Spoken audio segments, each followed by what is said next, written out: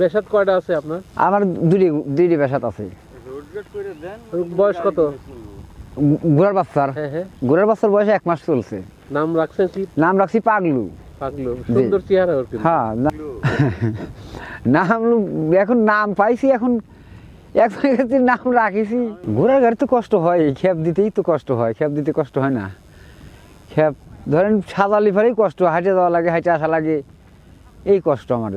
না অন্য কোনো পরিবহন হয় না। কিন্তু চরের জীবন তো, চরের জন্য ঘোড়া গাড়ি বেশ। হ্যাঁ চরের জন্য ঘোড়ার গাড়ি খুব উত্তম। চরের জন্য এই ক্ষেত খামারগুলো নিয়ে যাচ্ছি, নিয়ে আসতেছি, নিয়ে যাচ্ছি সব সময়ের জন্য আর কি। এইগুলো আমার তো হ্যাঁ যে কোনো রাস্তা দিয়ে নিয়ে আসতেছি, নিয়ে যাচ্ছি, নদীর মধ্যে দিয়ে নিয়ে যাচ্ছি, নদীর হালকা পানি থাকলে পরে নিয়ে চলে যাচ্ছি আমরা।